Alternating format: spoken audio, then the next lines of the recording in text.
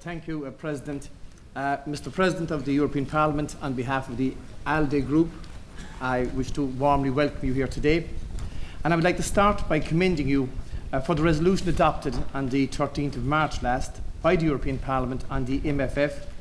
And we are pleased with all of the points in the resolution, and in particular point number 4, which reiterates that the MFF for 2014-2020 should ensure the successful implementation of Euro 2020 and endow the EU with the necessary means to recover from the crisis and to come out indeed stronger.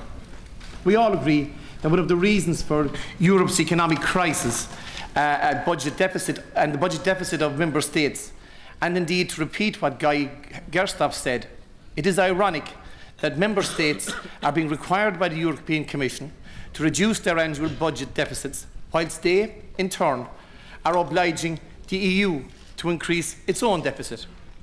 Like most European political parties and groups, we also believe that the EU have its own resources and that there is a need for more flexibility between budgetary lines and carryover between years so that underutilised funds can be redirected to where most needed.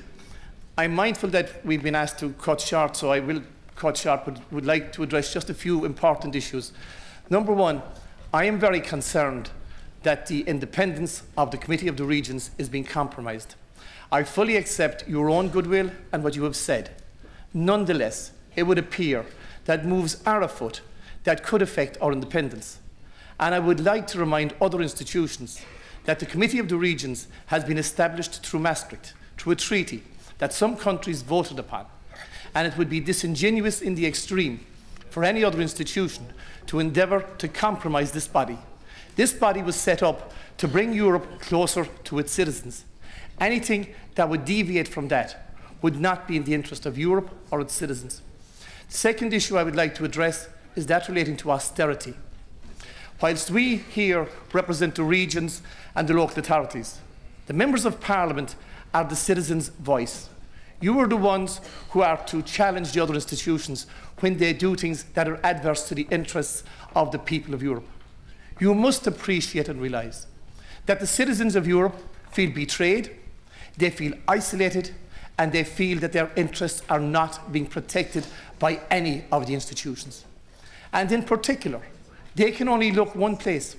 They can only look at their local MEP and ask what he is doing. Well, to me, the message is very clear.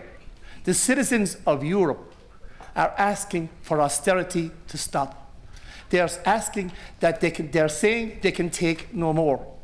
In your address, you mentioned that we need to stimulate growth, we need to stimulate jobs.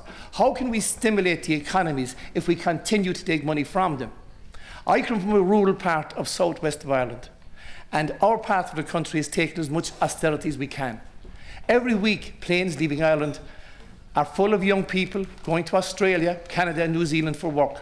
Europe is failing its youth, and Europe will continue to fail its youth unless we end austerity, because it is draining the economic life out of Europe's small and medium-sized businesses.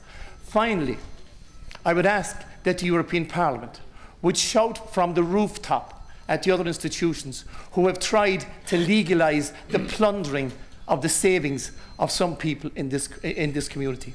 It is an outrage, an absolute outrage, that those who created the mess economically for the European Union, for the European states, should now be the ones to mandate smaller member states take the money off the citizens. The money that those people have inside those deposits are monies that they earned and that they paid their taxes on. And now there are people all over Europe wondering, are my monies safe? Is that what we developed Europe for? I would suggest that as Parliament, as the citizens' representative, should make it absolutely clear, enough is enough and we can take no more. Thank you.